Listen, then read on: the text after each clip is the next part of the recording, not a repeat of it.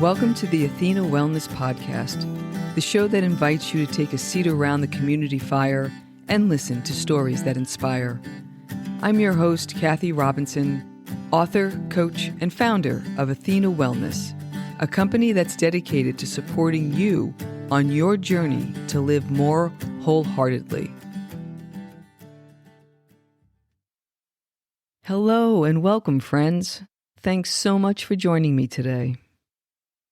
There's something about the holiday season that gets me thinking about simplifying my life. And each year, I find ways to make a little more progress. Given the feedback that I've gotten from the podcast mini-series that I've shared over the last few months, I began thinking about creating one on the topic of simple living. In this first episode, I'm going to do something I've never done before on this podcast. Back in May 2021, I released a solo podcast episode called What Can We Learn from Minimalism?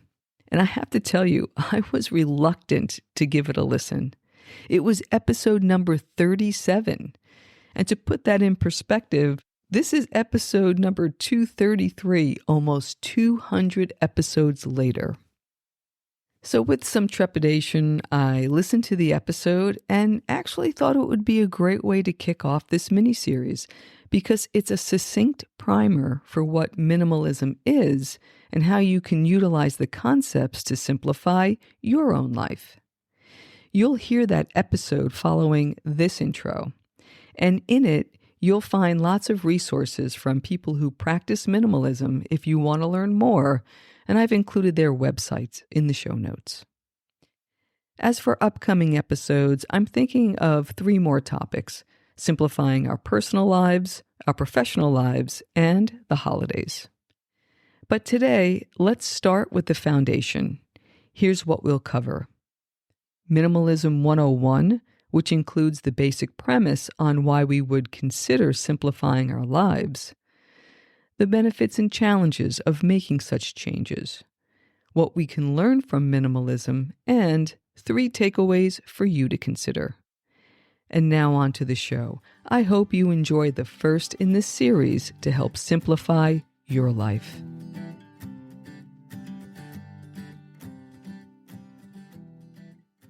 What came to mind as I was preparing for this episode was a George Carlin routine. Remember George Carlin?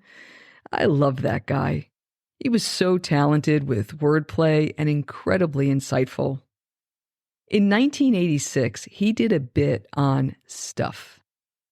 How your house is just a pile of stuff with a cover on it.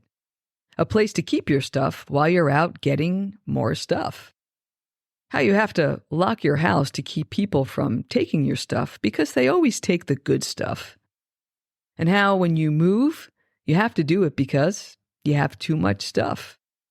And when you go on vacation, you take the stuff you really like, and so on. I'll put a link to the YouTube video clip in the show notes. This is the brilliance of George Carlin, operating on multiple levels. He was entertaining us, making us laugh, seeing our common humanity in our behaviors. But what his commentary was really pointing to was the result of mindless consumption. And that's what we'll be exploring today.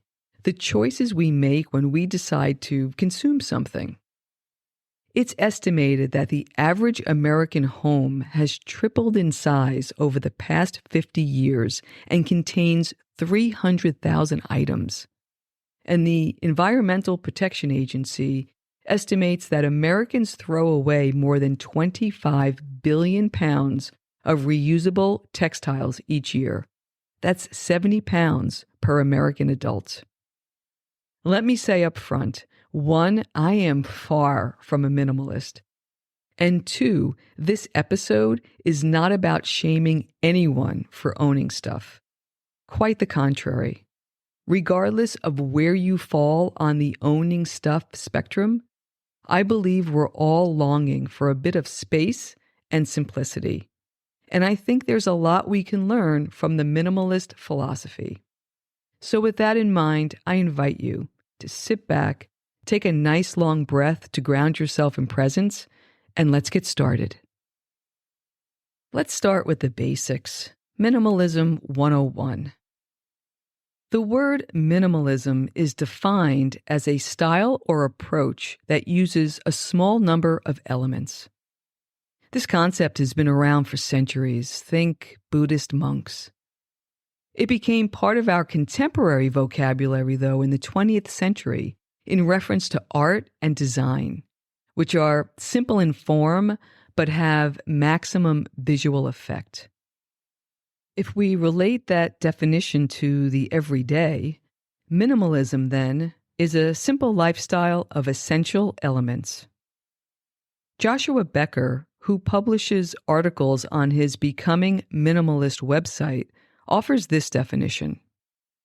Minimalism is the intentional promotion of the things that bring you joy and the removal of those that do not.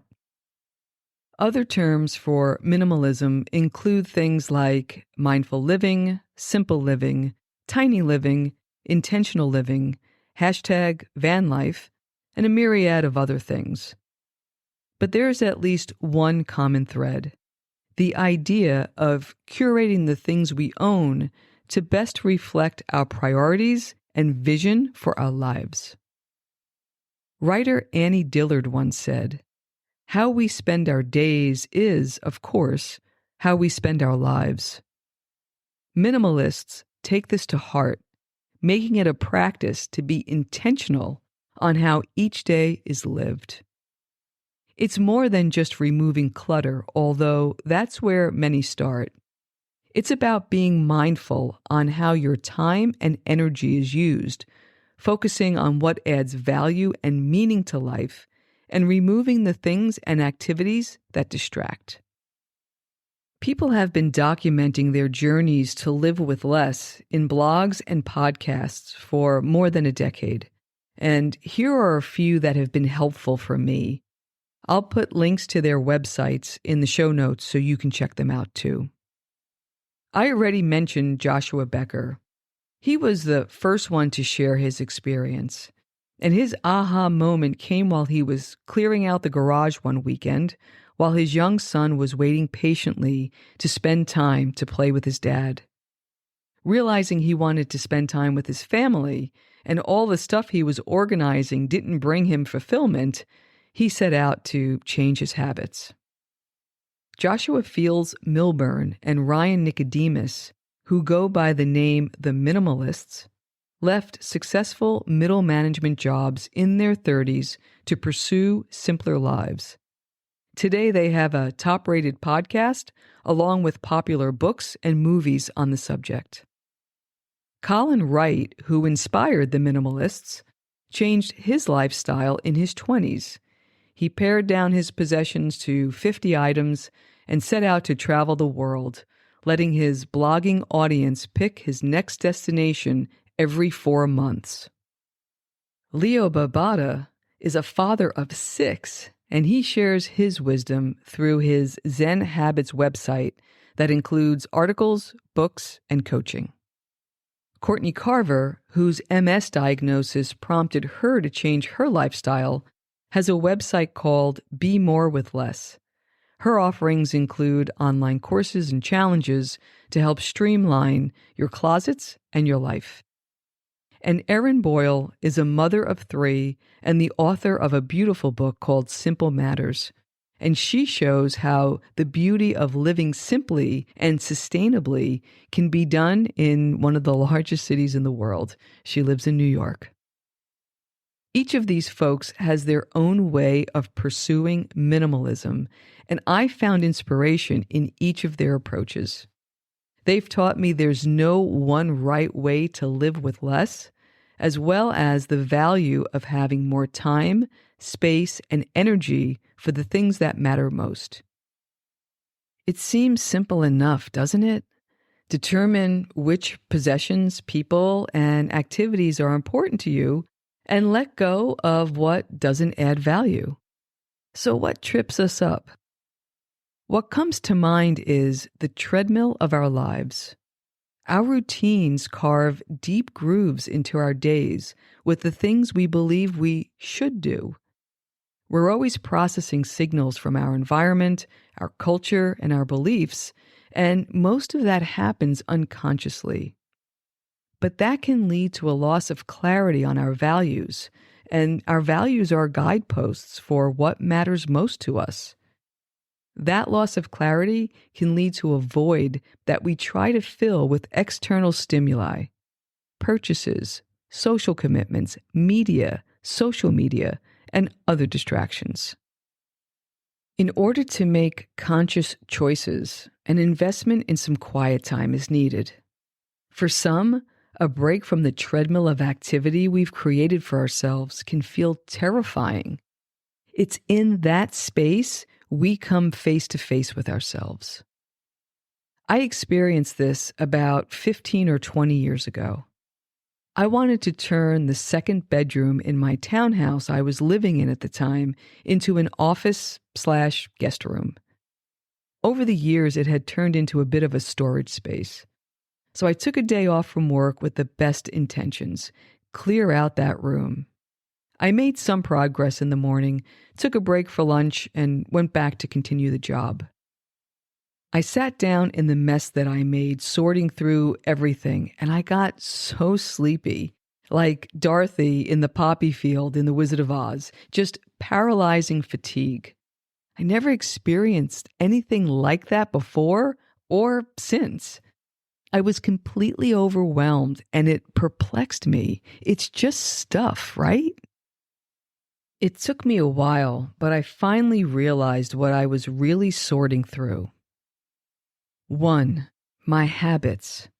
I was embarrassed that this clutter was evidence that my usual disciplined ways had lapsed, and I was dealing with the fallout from it. 2. My history.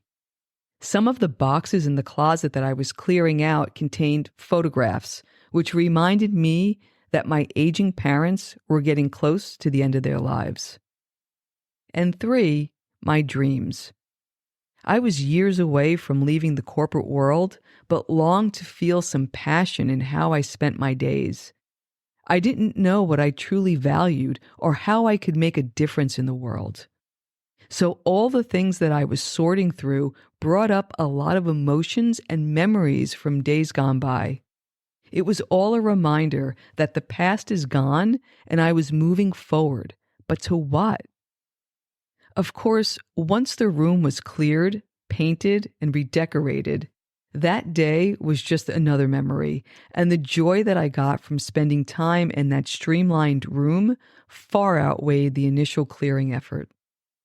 But I share that story so you can plan for the emotional stress that will inevitably come should you choose to simplify.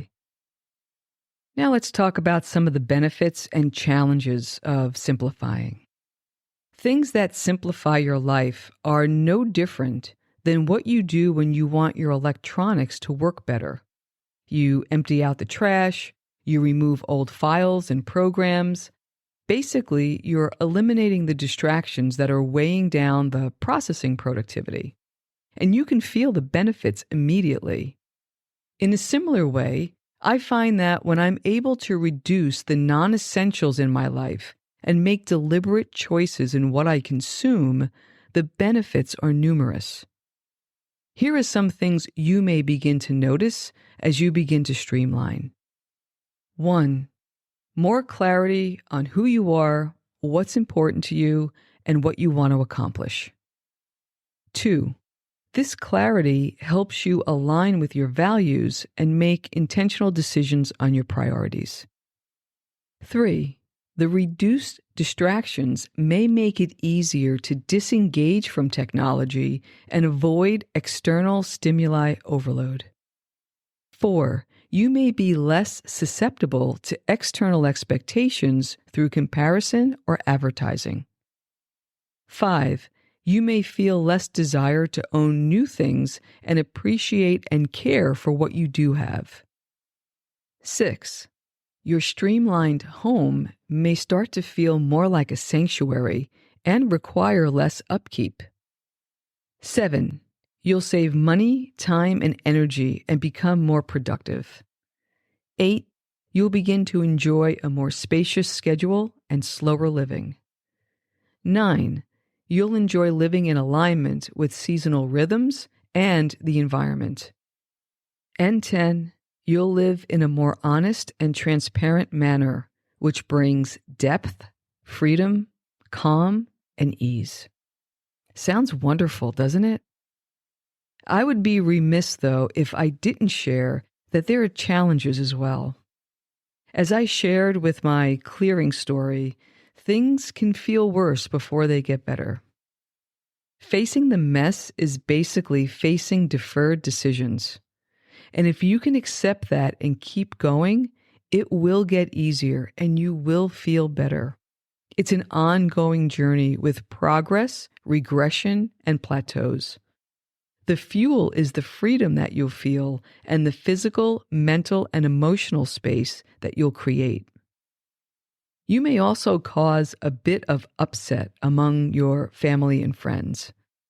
Whether you're taking the time for a decluttering project, reassessing your relationship with social media, or clearing your social calendar, your choices may not be in line with those around you. The changes you're making will make others look at their lifestyles, and they may not want to tackle that now or ever. All you can do is lead by example, making your life better for yourself. Lastly, once you've simplified an area of your life, it does require tending and the creation of new habits. For example, now that I have my upstairs the way I'd like it, each night before I go to bed, I make sure that the house is organized, the kitchen is clean, and my work focus areas are set for the next day.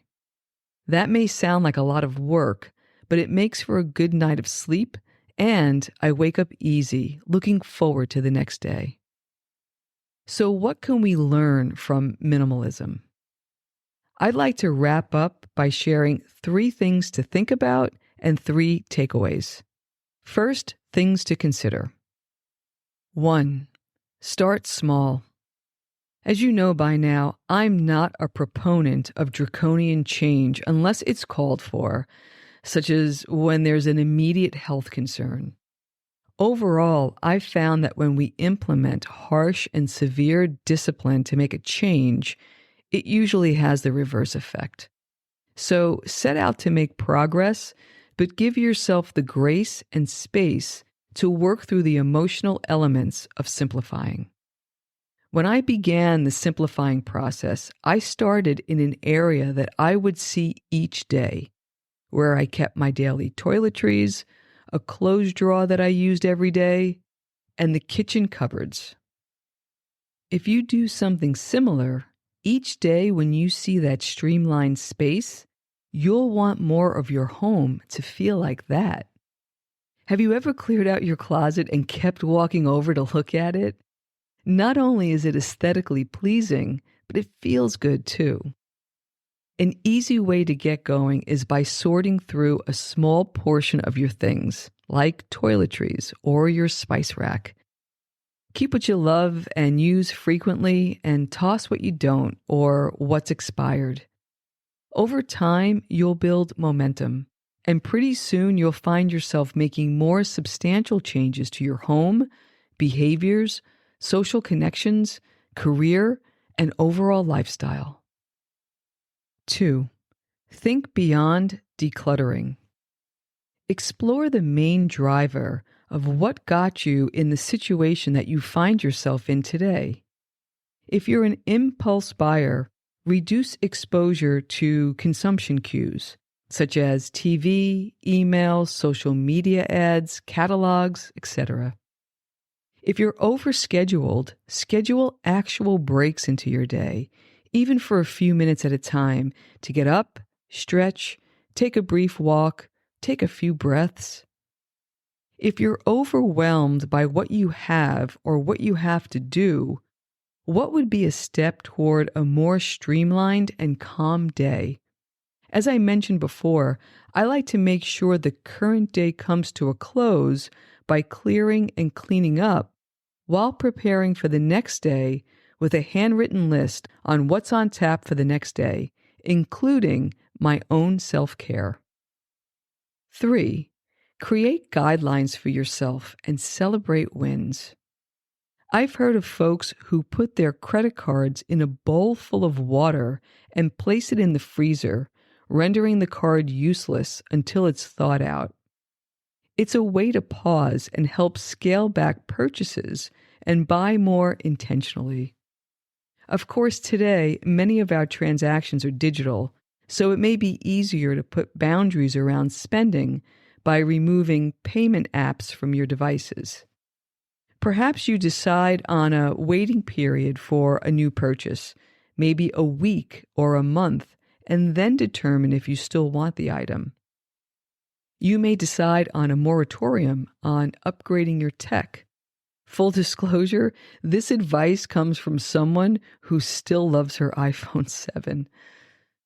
Maybe you'll create a rule for yourself that when you do bring something into your house, at least 2 items need to be removed.